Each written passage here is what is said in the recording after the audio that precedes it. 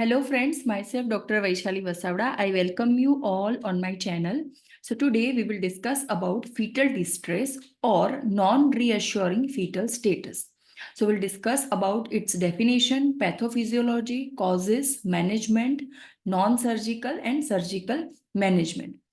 इसके अलावा भी जो भी ऑब्स्टेटिक्स के टॉपिक्स है जो लेबर से रिलेटेड है, physiology of labour, normal labour as well as pathologies of labour like obstructed labour, prolonged labour, सभी टॉपिक्स के वीडियोस की लिंक मैंने डिस्क्रिप्शन बॉक्स में दी हुई है. You can refer the link and you can follow those videos. So definition, fetal distress is a term used to express intrauterine fetal jeopardy or results of intrauterine fetal hypoxia. यानी कि intrauterine अगर foetus को proper oxygen नहीं मिल रहा है तो ऐसे time पे जो फीटल डिस्ट्रेस या जियोपार्डी जो डेवलप होती है उसे इंडिकेट या उसे जो ये वर्ड है वो डिफाइन करता है, दैट इज फीटल डिस्ट्रेस और नॉन रीअश्योरिंग फीटल स्टेटस. उसे हम शॉर्टली एनआरएफएस भी कहते हैं. So it is all characterised by tachycardia, that is increase in fetal heart rate, and bradycardia, that is reduction in fetal heart rate. And this is associated with fetal hypoxia and acidosis and therefore called fetal distress. So metabolic acidosis जो develop होता है foetus में उसके कुछ features हैं. They are presence of accelerations. तो presence of accelerations means जो foetal heart rate होते हैं वो ग्रेजुअली इंक्रीज होते जाते हैं. नॉर्मल जो फीटल हार्ट रेट है वो बिटवीन 120 to 160 होने चाहिए, बट यहाँ पे ड्यूरिंग मेटाबॉलिक एसिडोसिस वो इंक्रीज होते जाते हैं. देन मॉडरेट वेरिएबिलिटी देखने को मिलती है, यानी कि वेरिएबिलिटी यानी कि सडनली जो 160 के ऊपर चले जाते हैं हार्ट बीट वो फिर नॉर्मल भी हो जाते हैं. ऐसे जो ये जो फ्रीक्वेंसी है बार बार मोर देन 160 और 120 के से रिड्यूस होने की, वो जो फ्रीक्वेंसी है वो मॉडरेटली बढ़ जाती है. देन स्कैल्प ब्लड पीएच, जो बेबी का हेड होता है, स्कैल्प होता है, वहां से जनरली ब्लड कलेक्ट किया जाता है थ्रू वजाइना, और जहाँ पे स्पेसिफिकली मेम्ब्रेन्स जो है वो रप्चर्ड होती है. तो from scalp usually we collect blood and उसकी जो पीएच है वो मोर देन 7.25 रहती है. तो पैथोफिजियोलॉजी के अंदर में जब नॉर्मल कंडीशन होती है यानी कि फीटल डिस्ट्रेस नहीं है, फीटस जो है उसके हार्ट रेट्स भी नॉर्मल है और फीटस जो है नॉर्मल वेलबींग कंडीशन में है, तो ऐसे टाइम पे क्या होता है, when the oxygen supply is adequate, जब बेबी को through placental barrier proper quantity में ऑक्सीजन मिल रहा है, then aerobic glycolysis occurs in fetus, and because of that process the glycogen is converted into pyruvic acid. तो ये जो acid form होता है वो एसिड जो है which is ultimately oxidised via the Krebs cycle. So इस तरीके से वो एसिड की मात्रा जो है वो बॉडी में ऑटोमेटिकली बैलेंस्ड रहती है, या जो बैलेंस है between oxygen, the glycogen and pyruvic acid, वो थ्रू कार्ब साइकिल जो है वो बैलेंस रहती है, यानी कि बेबी की बॉडी में एसिडोसिस डेवलप नहीं होता है. लेकिन जब हाइपोक्सिया होता है, जब ऑक्सीजन नहीं है, जब O2 सैचुरेशन जो है वो लेस देन 40% हो जाता है, तब एनएरोबिक ग्लाइकोलाइसिस होता है, जो जनरली लैक ऑफ ऑक्सीजन की वजह से एनएरोबिक ग्लाइकोलाइसिस डेवलप होता है. द अक्यूमुलेशन जिसकी वजह से जो लैक्टिक एसिड होता है एंड पायरुविक एसिड होता है उसका अक्यूमुलेशन हो जाता है, वहां पे कार्ब साइकिल और उसका जो एलिमिनेशन होता है वो नहीं हो पाता है, and then that particular action leads to metabolic acidosis.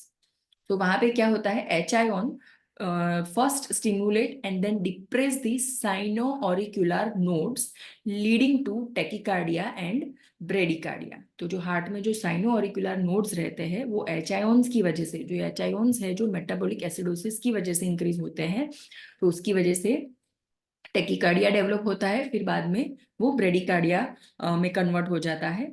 Then उसके साथ साथ एच आयन्स जो है that also causes parasympathetic stimulation leading to hyperperistaltic movements and relaxation of anal sphincter. So जो लार्ज इंटेस्टाइन है उसकी जो मूवमेंट है वो बढ़ जाती है, पेरिस्टियालिटिक मूवमेंट बढ़ जाती है और ग्रेजुअली एनल स्फिंक्टर भी रिलैक्स हो जाता है और ओपन हो जाता है।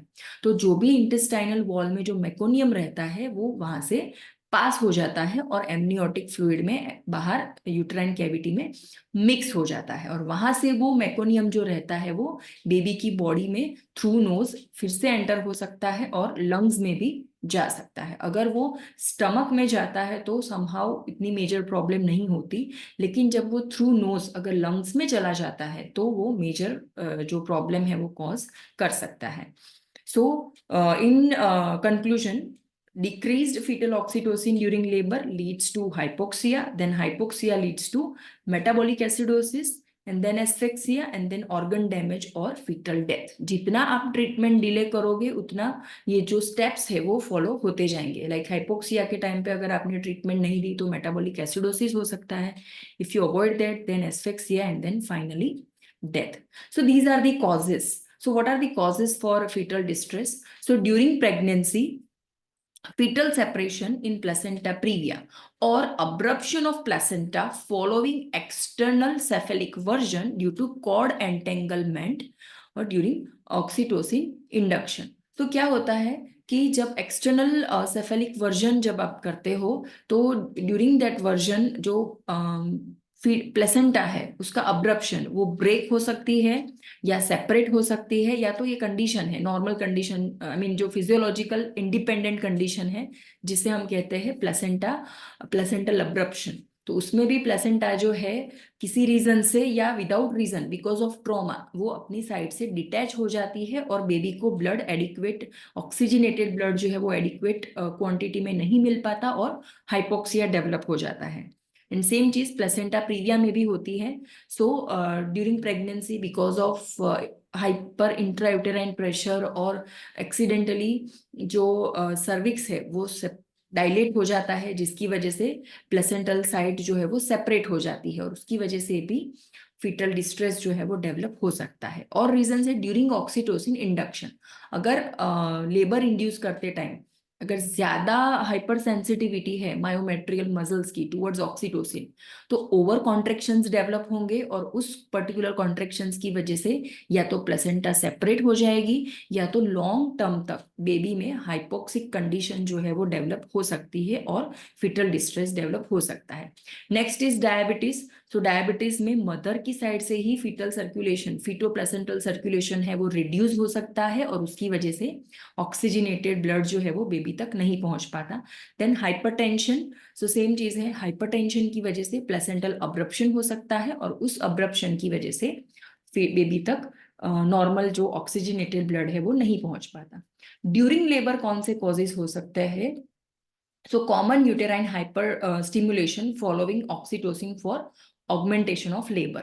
So generally normal labor जो है वो स्लो डाउन हो जाता है, जिसकी वजह से कई बार डॉक्टर्स जो है वो एक्सटर्नली ऑक्सीटोसिन इन्फ्यूज करते हैं। तो कई बार पेशेंट्स जो है उसकी जो बॉडी है उसका जो मायोमेट्रियल सिस्टम है वो हाइपर स्टिमुलेट हो जाता है, जिसकी वजह से placental abruption and then lack of oxygen. Then same चीज है ड्यूरिंग लेबर भी इसी वजह से प्लेसेंटल अब्रप्शन हो सकता है। देन यूटेराइन रप्चर और स्कार डेहिशंस। सो कई बार क्या है कि यूट्रस जो है प्रीवियस LSCS हुआ है या प्रीवियस कोई यूट्रस पे सर्जरी हुई है तो ड्यूरिंग लेबर यूट्रस रप्चर हो सकता है और हाइपर जिसे हम कहते हैं कि ट्विन प्रेगनेंसी है या एमनियोटिक फ्लूइड है उसकी क्वांटिटी ज्यादा है तो उसकी वजह से भी कॉन्ट्रेक्शंस बहुत ही ज्यादा आते हैं और जिसकी वजह से यूट्रस जो है वो रप्चर हो सकता है। और भी कंडीशंस है जैसे कि prolong labour, obstructed labour, CPD, ऐसी कंडीशंस में भी यूट्रस जो है वो रप्चर हो सकता है। देन कॉर्ड प्रोलैप्स, सो कॉर्ड जिसमें कॉर्ड जो है थ्रू वजाइनल कैनाल और through cervical canal before presenting part prolapse हो जाती है या डिलीवर हो जाती है और वो presenting part and bony pelvis के बीच में कंप्रेस हो जाती है। तो जाहिर सी बात है अगर कॉर्ड कंप्रेस हो जाएगी तो ऑक्सीजनेटेड ब्लड जो है वो बेबी तक नहीं पहुंच पाएगा। Then injudicious administration of oxytocin, analgesics and anaesthetic agents. So generally क्या होता है, ऑक्सीटोसिन की वजह से हाइपर स्टिमुलेशन होता है, ओवर कॉन्ट्रेक्शंस डेवलप हो जाते हैं, एंड एनाल्जेसिक्स एंड एनेस्थेटिक की वजह से मदर में हाइपोटेंशन डेवलप हो सकता है, और हाइपोटेंशन की वजह से सेम जो एपिड्यूरल एनाल्जेसिया के टाइम पे होता है वही पैथोलॉजी डेवलप होती है, और बेबी तक ऑक्सीजनेटेड ब्लड जो है वो नहीं पहुंच पाता। So how we can manage this condition? So management के अंडर में जो फोकस रहता है मैनेजमेंट का, वो कॉज के ऊपर रहता है कि कौन से रीजन की वजह से फिटल डिस्ट्रेस डेवलप हुआ है, और उस पर्टिकुलर रीजन के अकॉर्डिंग मैनेजमेंट प्लान होता है। सो मैनेजमेंट प्लान जो है वो नॉन सर्जिकल एंड सर्जिकल दो पार्ट में डिवाइड होता है। So first of all, non surgical के अंडर में this management is aimed to reverse the abnormality, that is hypoxia, by non-invasive procedures. So उसमें क्या आता है, लेटरल पोजिशनिंग, यानी कि पेशेंट को हम लेटरल साइड पे सोने के लिए बोलते हैं, इस जिसकी वजह से जो वेना केवा है उसके ऊपर कंप्रेशन हम रिलीज कर सकते हैं, या अयोटा के ऊपर जो कंप्रेशन होता है ग्रेविड यूट्रस का, उसे हम रिलीज कर सकते हैं, और उससे कार्डियक आउटपुट भी इंक्रीज होता है एंड यूटेरो प्लेसेंटल परफ्यूजन भी इंक्रीज होता है। देन ऑक्सीजन इज एडमिनिस्टर्ड, अगर वो काम नहीं करता या कम आउटपुट आता है तो उसमें हम ऑक्सीजन एडमिनिस्टर कर सकते हैं 6 to 8 litre per minute to the mother with a face mask, तो जिस जो मदर के साथ साथ फीटल SpO2 को भी इम्प्रूव करता है। Then correction of dehydration by IV fluids, especially crystalloids, usually are indicated to improve intravascular volume and uterine perfusion.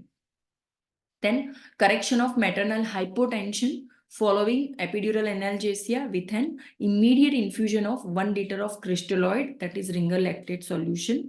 And then stoppage of oxytocin, अगर ऑक्सीटोसिन की वजह से हुआ है तो तुरंत ऑक्सीटोसिन इन्फ्यूजन स्टॉप किया जाता है, तो ऑटोमेटिक धीरे धीरे फीटल का जो ऑक्सीजनेशन है वो बढ़ जाएगा।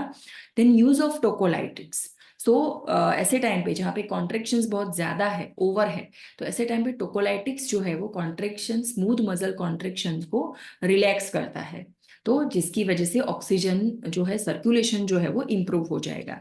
देन एमनियो इन्फ्यूजन, यानी कि एमनियोटिक कैविटी, यानी कि एमनियोटिक फ्लूइड के अंडर इन्फ्यूज किया जाता है वार्म नॉर्मल सलाइन, जो यूजुअली वार्म रहता है, क्योंकि ताकि हम बेबी में सडन हाइपोटेंशन डेवलप ना हो जाए, और वो जनरली अराउंड 500 ml तक का इन्फ्यूज कर सकते हैं। तो there are some specific indication, वहीं पे हम एमनियो इन्फ्यूजन जो है वो इंडिकेट करते हैं।